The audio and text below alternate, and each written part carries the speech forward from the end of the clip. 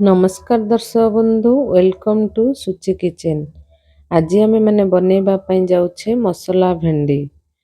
मसला भेंडी को आपण माने रुटी सहित भात सहित खाई परिवे। ये मसला भेंडी बनवाई दरकार होता सामग्री गुड़िक हूँ 500 ग्राम भेंडी को नहीं मुझे भाव छोट छोट काटी देइछि। गोटे बड़ साइज रो पियाज को नहीं भाव लंबा लंबा काटी देइछि। गोटे बड़ साइज रो टमाटो को मध्य काटिछि। 4 ରୁ 5 कोला रसुण, हाफ इंच रो अदा को नहीं मसला को छेची देइछि। दरकार अनुसार हलदी, 1 चम्मच कसूरी मेथी, हाफ चम्मच लंका गुंड, हाफ चम्मच धनिया पाउडर, हाफ चम्मच गरम मसला को नहीं आमे बनैबा मसला भेंडी। प्रथमे पैन को आमे गैस रे बसाई भल भाबे गरम करि नेबा। पैन गरम हो गला परे सेतिरे 3 ରୁ 4 चम्मच तेल दे दबा। तेल गरम हो गला परे सेतिरे भेंडी को आमे पकै नेबा एवं स्वाद अनुसार हलदी एवं लूण पकाई भेंडी को हाई फ्लेम रे आमे भाजी नेबा। प्रथमे भेंडी रे लाल अंश थाए सेति पे आमे हाई फ्लेम रे एपट सेपट करिकि भल भाबे भाजी नेबा। भेंडी टिके लाल अंश कमी गला परे 5 मिनिट पे आमे घोड़े दबा। भेंडी को घोड़े देले भेंडी जल्दी से टिके नरम हो जीवो। तापरे आमे कौन करिबा ना नरम हो गला परे स्लो फ्लेम रे आमे 5 ରୁ 10 मिनिट पर्यंत धीरे धीरे करिकि भाजीबा। धीरे धीरे करि भाजिले उभय साइड लाल हो जाए एवं भेंडीटा भल भाबे भाजी हो जाए। एवं भेंडी को जल्दी से एपट सेपट करबा नहीं, धीरे धीरे करबा खड़िकारे। काहेकि ना भेंडी को जदि आमे एपट सेपट करबा भेंडी भांगी जाय थाए, से धीरे धीरे करबा। वर्तमान हमर भेंडी तो देख हे गलानी। आमे कौन करबा एक प्लेट को काढ़ी नेबा।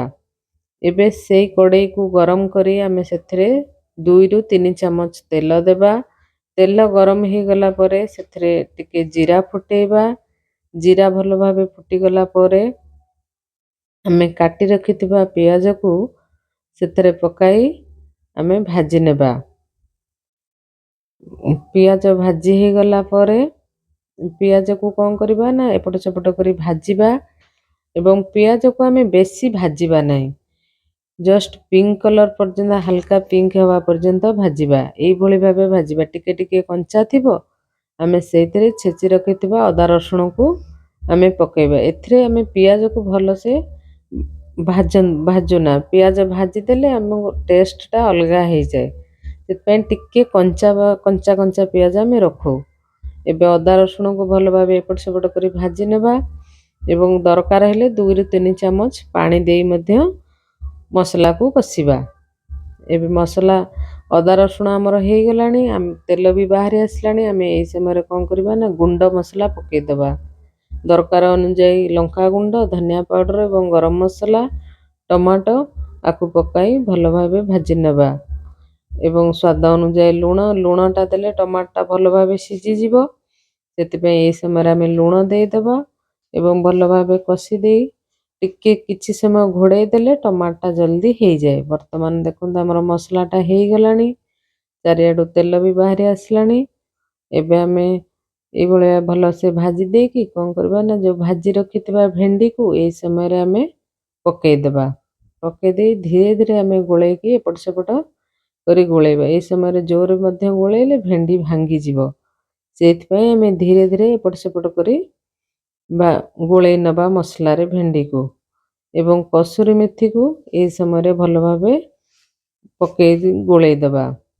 वर्तमान देखंतु हमर मसला भेंडीटी हे आसलानी भल भाबे। आपण माने जदि चाहेबे आधा टिके पानी मध्य देई परिबे। मु किंतु एई भली भाबे सुखा सुखा रखिछि।